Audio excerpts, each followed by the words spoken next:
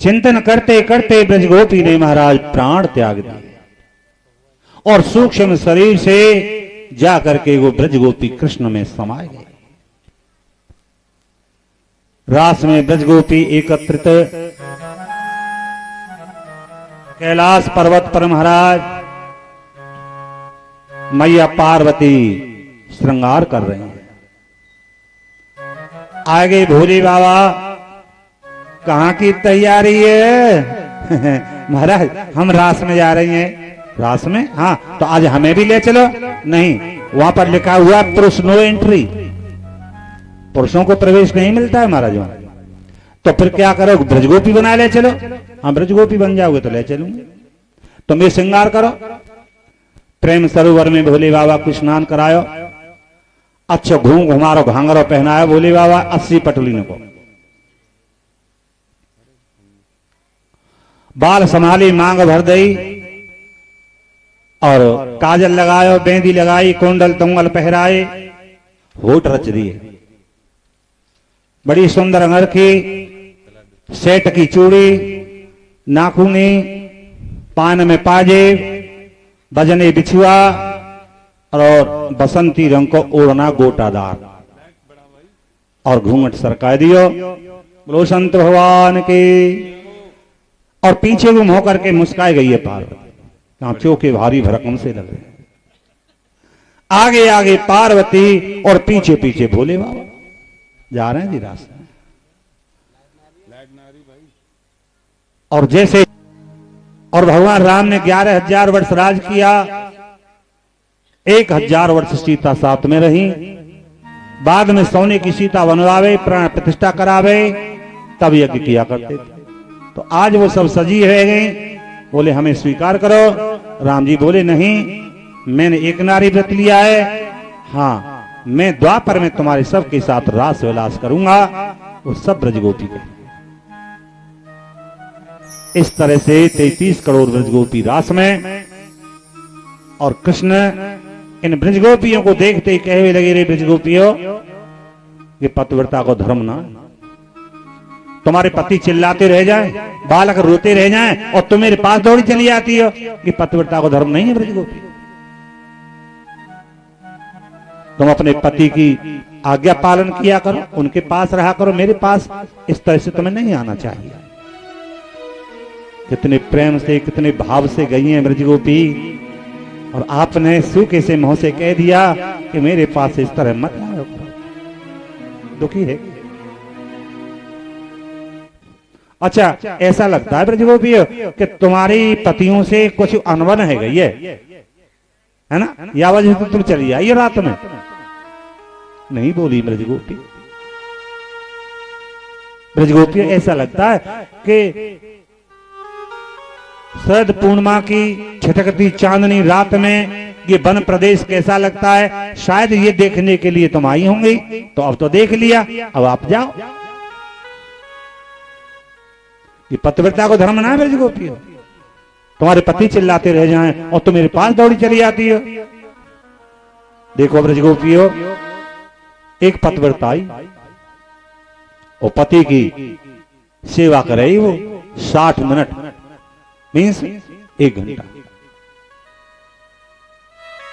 कितनों भी आवश्यक काम आ जाए, फिर चरण सेवा छोड़ के जाती नहीं, 60 मिनट पूरे करके ही जाना। तो पति की चरण सेवा में लग रही है, पति सोए गए, चरण दबाती रही। छोटो अबोध बालक आंगन में खेलता हुआ अग्नि की ओर गया, जब भट्टा में अग्नि दहक रही है और अग्नि की ओर जा रहा।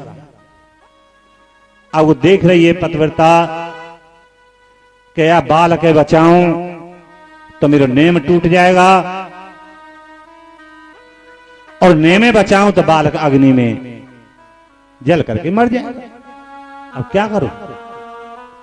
विचार किया, करे संतान तो फेरो पैदा हो जाएगी, पर मेरा नेम टूटेगा तो जुड़ नहीं पाएगा। ब्रजगोपियों, आंख बंद करके वो ब्रजगोपी यानी कि वो पतिव्रता सेवा करती रही। नेत्र बंद कर लिए। बालक खेलता हुआ अग्नि के भट्टा में गिर गया और अग्नि के अंगारे ले लेके मुंह में दे लेता है, खेल रहा है किलकारी मार मार के।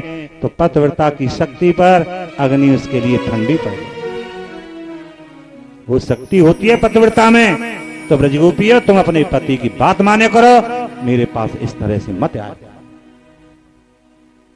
ब्रजगोपी बोली, हम बहुत देर से चुपचाप खड़ी हैं और बोलते जा रहे हैं, हमारी सुन लो। हाँ, आप सुना।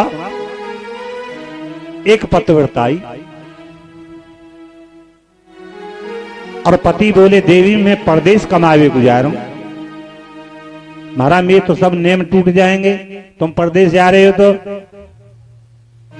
मेरे नेम कैसे होगा? तो नहीं देवी, जाना तो पड़ेगा, पापी पेट को सवाल है। मेरे एक फोटो बना लो, पुतला, और वही की सेवा पूजा करे करिए। पति को पुतला बना लो, पति परदेश कमाए भी कुछ चले।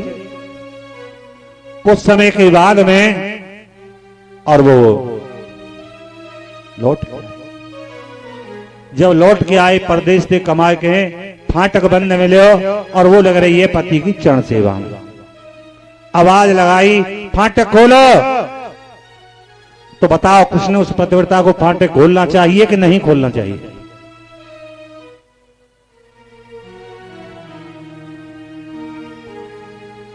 भगवान की जय हो।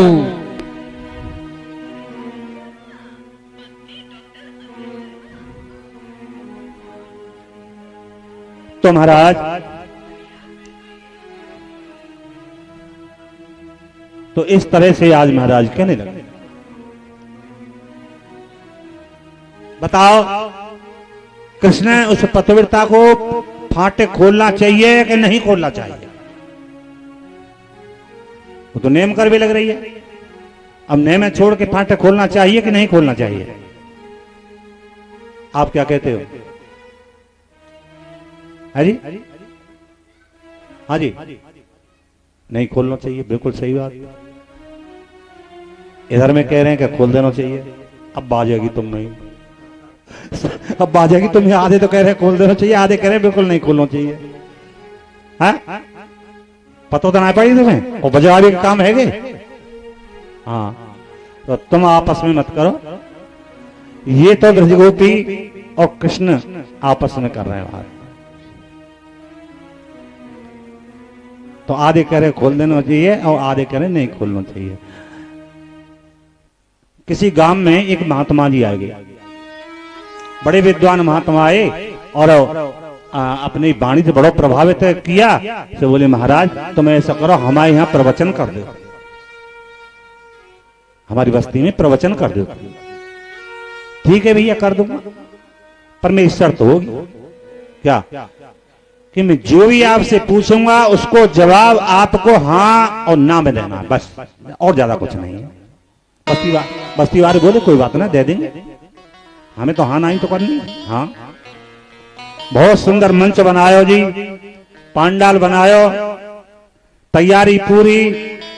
महात्मा जी को लेके आए और आसन पे बैठाया, भीड़ इकट्ठी। भाई बहुत विद्वान महात्मा है, प्रवचन सुनेंगे इनके। अब महात्मा जी बोले, भाई आपसे मैं प्रश्न कर रहा हूं कुछ, और तुम्हें केवल हाँ और ना में जवाब देना। ठीक है महाराज? तो बताओ, ईश्वर है? सब बोले, महाराज ईश्वर तो है ही है, ईश्वर के बिना क्या है सके। महात्मा जी छोड़ कर दिए, चले गए। दो चार व्यक्ति गए, बोले, महाराज आपने तो प्रवचन किए नहीं, हमने इतना पैसा लगाया और सब शोभा बनाई कि भाई मैंने प्रश्न किया था कि ईश्वर है, तो तुम सवरे कहे भी लग गए हाँ ईश्वर है। तो जाके विषय में बोलूंगा, बाकी तुम्हें जानकारी है तो मैं क्या बोलूंगा, बेकार मुंह पच्ची करवाओ। तो बाकी विषय में तुम सब जानकारी है। बस्ती वाले बोले, हमें क्या पता ही, हम तो ना कह देते। महाराज ऐसा मत करो, चलो। फिर गद्दी पे लेके आए, फिर बैठाया। हाँ भैया, ईश्वर है? सगरे बोले, बिल्कुल नहीं है। ईश्वर कौन कहता है ईश्वर है? स्त्री पुरुष के संयोग से संसार चल रहा है। महात्मा जी गद्दी छोड़ के फिर चले। अब क्या बात है महाराज, मैंने आपसे पूछा ईश्वर है, आप सब कह रहे हो कि ईश्वर है ही ना, तो जो वस्तु है ही ना वो के विषय में बोलू कहा? जो वस्तु है ही ना तो आगे विषय में क्या बोलू? अब बस्ती वाले बोले हमें क्या पता, हम तो आधे हाँ कह देते आधे ना कह देते, प्रवचन तो सुन लेते। नहीं महाराज चलो आओ, फिर गद्दी पे बैठाए दिए लाए। हाँ भाई बताओ ईश्वर है? आधे बोले कि हाँ ईश्वर है, और इतके आधे बोले कि बिल्कुल ईश्वर ना। कौन कहता है ईश्वर है? महात्मा जी छोड़ गद्दी पर चले। अब कहा है महाराज, अब क्यों नहीं बोले, आप क्यों प्रवचन नहीं किया? देखो आधे तो कह रहे हैं ईश्वर है, आधे कह रहे हैं ईश्वर नहीं है, तो जो यूं कह रहे ना कि ईश्वर नहीं है और जो कह रहे हैं ईश्वर है वो उन्हें ना कहने वाले ने कुछ समझ आए? दो वही का बोलने की जरूरत है, गांव में अपने आप ही कर देगा काम, मैं क्या बोलने की जरूरत है? तो आज ब्रजगोपी कह रही है कृष्ण से बताओ कृष्ण उस पतिव्रता को फाटक खोलना चाहिए कि नहीं खोलना चाहिए? कृष्ण बोले बिल्कुल खोल देना चाहिए। क्यों कि जब असली पति दरवाजे पे आएगा है तो अब फोटो की पूजा करने की क्या जरूरत रह गई? आप कह रहे हो बात है, आप कह रहे हो बात है, हाँ हम कह रहे। तो महाराज जब असली पति आप हमें मिल गए हो तो हमें अब संसार के पति की क्या जरूरत रह गई? क्यों कि सबको पति तो वो परमात्मा है। जब हमें असली पति मिल गया तो हमें संसार के पति की अब क्या आवश्यकता है? पर मैया बहनाओं कथा में तो उल्टो सीख के मत जाइए, मत शामों की कारी हड़िया ले लियो पति का ले। हमारे तो ठाकुर जी धरे अलमारी में, हमारे तो का लगे हैं, ऐसा मत करिए। हम क्यों कि ब्रजगोपी कृष्ण में हो चुकी हैं, वो कह सकती हैं जब तक हमारी ऐसी स्थिति नहीं है तब तक इस संसार को पति ही कल्याण करेगा। मत कथा में से उल्टो सीख की, उल्टी बात जल्दी भर जाए दिमाग में। हाँ तब तो महाराज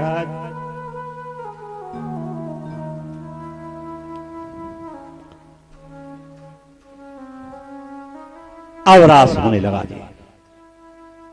एक ब्रजगोपी को हाथ पकड़ो और नृत्य कर रहे हैं, कामदेव पुष्पों के बाण मारता है।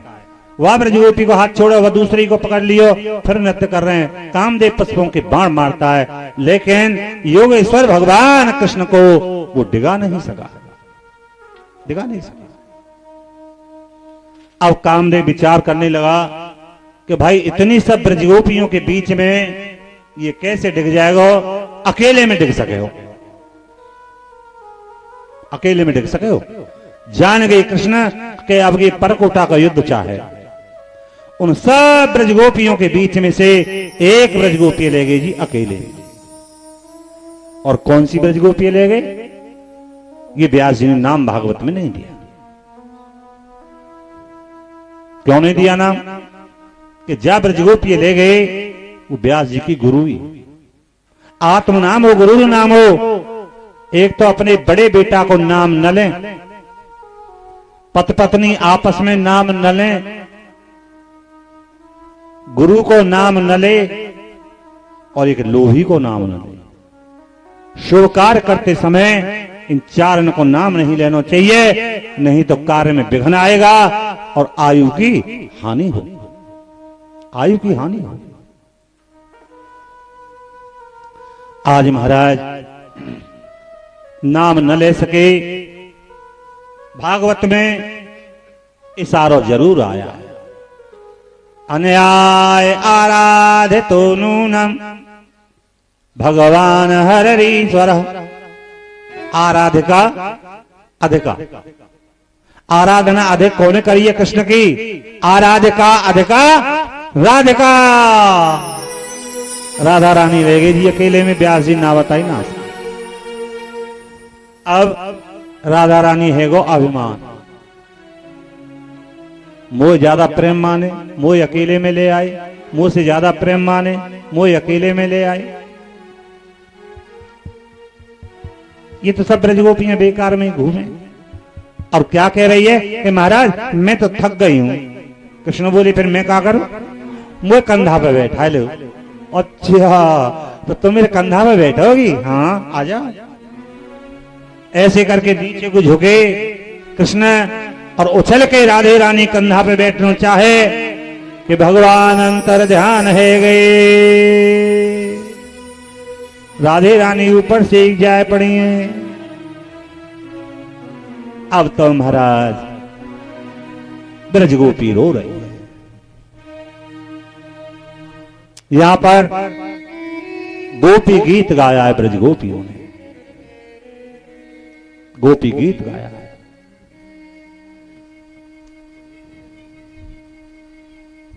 और चारों तरफ खोज रही है। तुलसी से पूछने लगी, तुलसी आपने हमारे पति देखे? तो मने करने को तुलसी हिल गए, जान गए कि ये तो हमारी सौत है, ये कृष्ण को पतो क्यों बतावे? है? ये नहीं बतावे, ये तो हमारी सौत है। पीपल के वृक्ष से पूछने लगे कि तुमने हमारे कृष्ण देखे? तो कोई प्रत्युत्तर नहीं आया। तब कह भी लगी रे दुनिया या की पूजा करे हैं? ये हुआ बड़ो अभिमान है वो, ये हमारे कृष्ण को पता क्यों बताओ? ये बालक भाई क्या कर रहे हैं?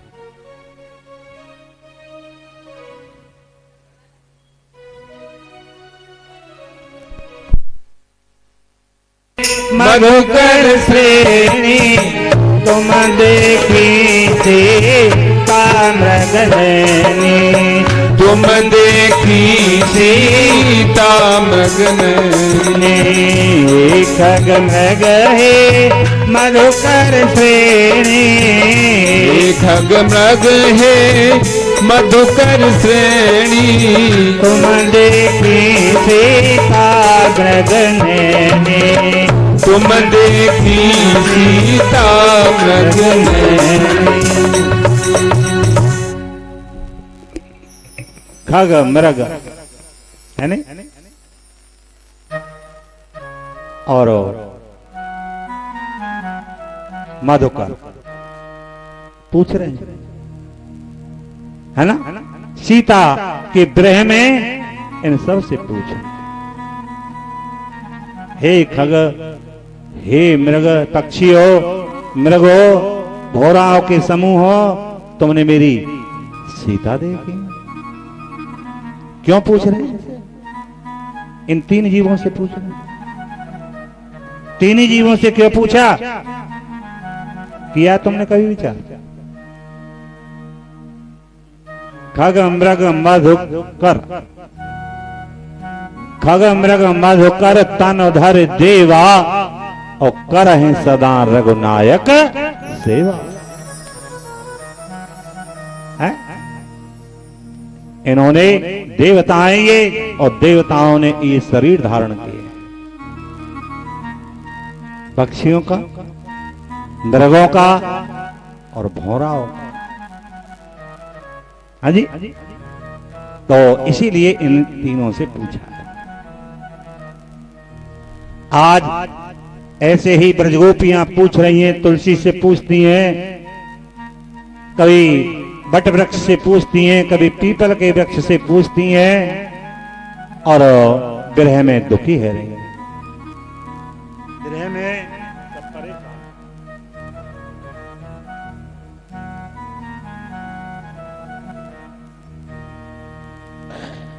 हे प्यारे, तुम्हारे जन्म के कारण वैकुंठ आदि लोगों को ज्यादा ब्रज की महिमा बढ़ गई है।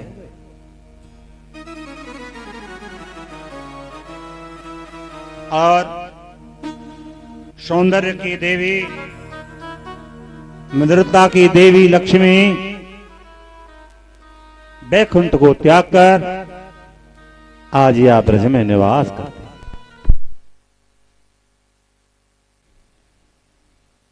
ये गोपियां जिन्होंने तुम्हारे चरणों में अपने प्राण नौछावर कर दिए, वह नव वन वन में भटक कर तुम्हें ढूंढ रही हैं गोविंद। हमारे प्रेम पूर्ण हृदय के स्वामी, हम तुम्हारी बिना मोल की दासी हैं। तुम शरदकालीन जलाशय में सुंदर से सुंदर सरसिज की कणका के सौंदर्य को मोहने वाले नेत्रों से हमें घायल कर चुके हो। हमारे मनोरथ पूर्ण करने वाले प्राणेश्वर, क्या नेत्रों से वध करना वध नहीं? क्या अस्त्रों से ही वध किया जाता है? क्या नेत्रों से वध करना वध नहीं माना जाएगा? हे पुरुषोत्तम, यमुना के विषैले जल से आपने फिर हमको क्यों बचाया? अगासुर इंद्र आदि की वर्षा से आपने हमको क्यों बचाया? आंधी बिजली दावा नल से आपने हमको क्यों बचाया? वृषासुर व्योमासुर ऐसे अनेक प्रकार के भयों से तुमने हमारी रक्षा की। अगर ऐसे ही जाना था तो हमें इन असुरों और आपदाओं से आपने क्यों बचाया? तुम केवल यशोदा नंदन ही नहीं हो, शरीरधारियों के हृदय में भी रहने वाले और उनके साक्षी हो, अंतर्यामी हो। कृष्ण, ब्रह्मा की प्रार्थना से विश्व की रक्षा करने के लिए,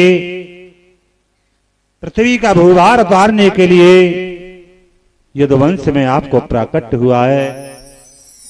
अपने प्रेमियों की अभिलाषा पूर्ण करने वाले गोविंद, यदुवंश शिरोमणि, इस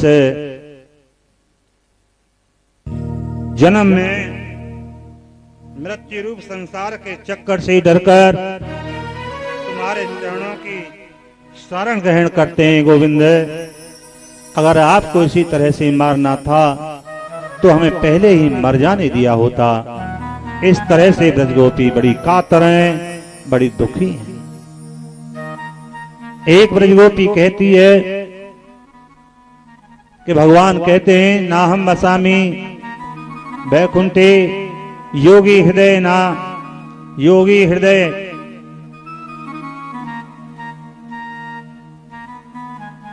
ना हम वसामी वैकुंठे योगी हृदय न च।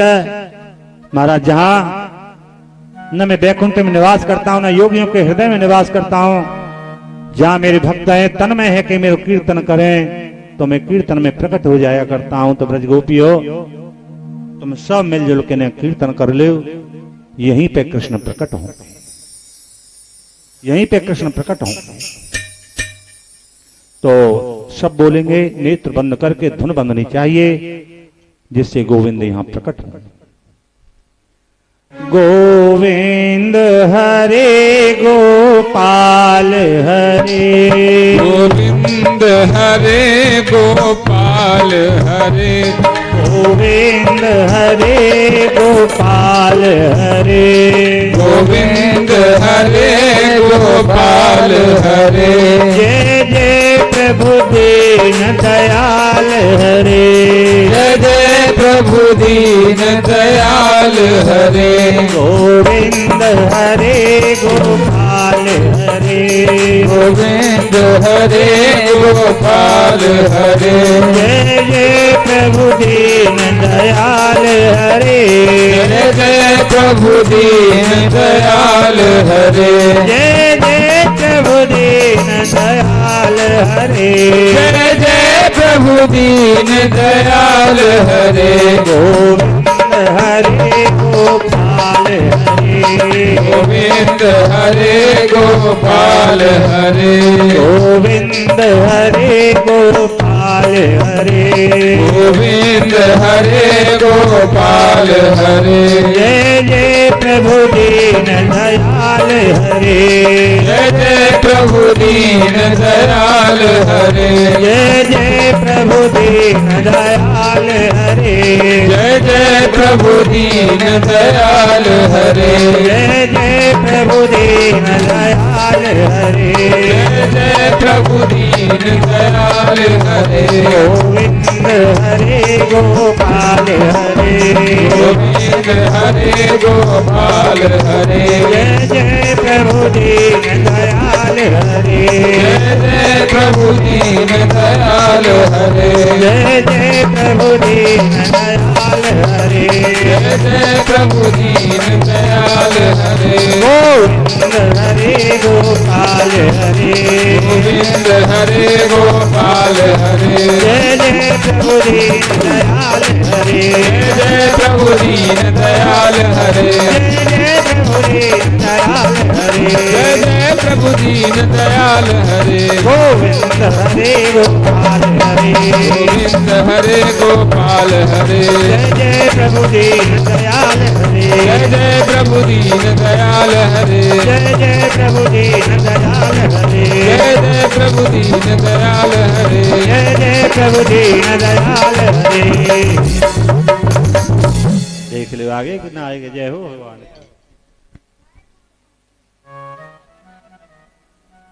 देख लो वहां पे आ रहे हैं रसगुल्ला खाए के। अरे मेरे देवताओं देख रहे वहां पे आ रहे हैं। और छेदना से कथा है जो भगवान भाई प्रकट है गए कृष्ण चारों तरफ से ब्रजगोपियों ने घेर लिया। अरे हम कैसे काम छोड़ के आई हैं। अरे मेरे सगरा दरिया जरेगा होगा चूल्हे पे। अरे मेरे सगरा साग पजरेगा होगा गैस पे। अरे मैं तो बाल के भूखो ही पटक आई है और तुम चले जाओ। नहीं ब्रजगोपियों में कहीं ना गए आए तो गए। अब तक तो किए रास और अब करेंगे महारास। ब्रह्मा जी विचार करने लगे कि भाई इस तरह की लीला कृष्ण को खुले मैदान में नहीं करनी चाहिए। क्यों कि इससे समाज पर गलत असर पड़ता है। जान गए कि भाई इनकी अकल ठिकाने नहीं है करनी पड़ेगी। अकल ठिकाने नहीं है। खुले मैदान में महाराज होने लगा। कामदेव सेना सहित मोर्चा लिए तैयार। पुष्पों के बाण मारता है लेकिन योगेश्वर भगवान को नहीं डिगा सका।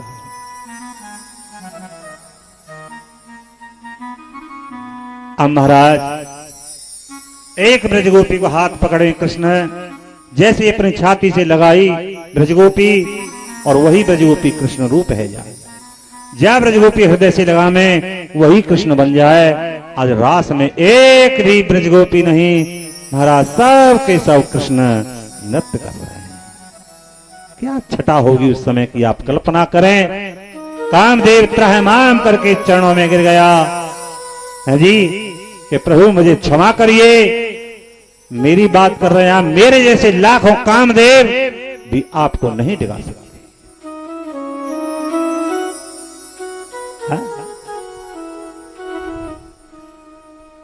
तो इस तरह से महाराज रास भगवान ने किया। रास में ब्रजगोपी क्या है। गोपी का मतलब क्या है। गोपी को अर्थ क्या है। गोपी गो माने इंद्री। प्रत्येक इंद्रिय से भक्ति रस को पी तो गोपी बन जाएगा। जिसकी प्रत्येक इंद्रिय भक्ति रस पान करने लगे समझ लेना कि ये गोपी बन गया है। गोपी प्रत्येक इंद्रिय से। ये ब्रजगोपी कौन है। जीवात्मा। और कृष्ण कौन है। परमात्मा। जीवात्मा परमात्मा से मिलना चाहते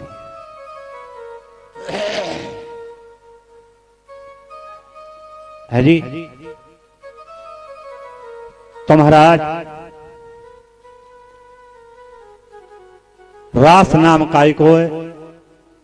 सफाई को।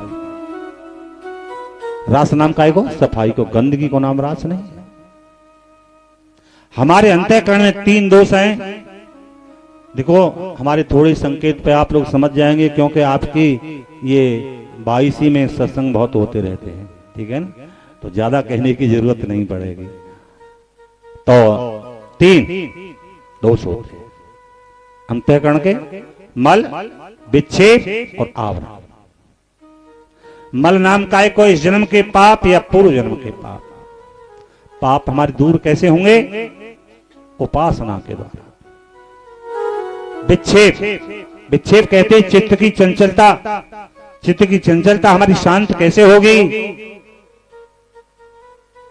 अधिक से अधिक परमात्मा के स्मरण चिंतन करने से और निष्काम कर्म करने से हमारी चित्त की चंचलता शांत होगी। आज हमारे पंडित जी राम प्रकाश जी यज्ञ करा रहे हैं तो कोई कामना से नहीं करा रहे कि हमारा ये कार्य सफल हो जाए या हमारा ये कार्य सफल हो गया है, ऐसा कुछ नहीं है। बिल्कुल निष्काम भाव से ये यज्ञ करा रहे हैं। तो मन की चंचलता शांत कैसे होती है? कि निष्काम कर्म से और अधिक से अधिक परमात्मा के स्मरण चिंतन करने से महाराज ये हमारी चित्त की चंचलता शांत होगी। तीसरा दोष आता है आवरण। आवरण नाम का एक है अज्ञान का। अज्ञान की निवृत्ति कैसे होगी? ज्ञान के द्वारा होगी। मल विक्षेप जाके है नहीं, केवल एक अज्ञान। मल विक्षेप के सहारे पड़ा हुआ है अज्ञान। तो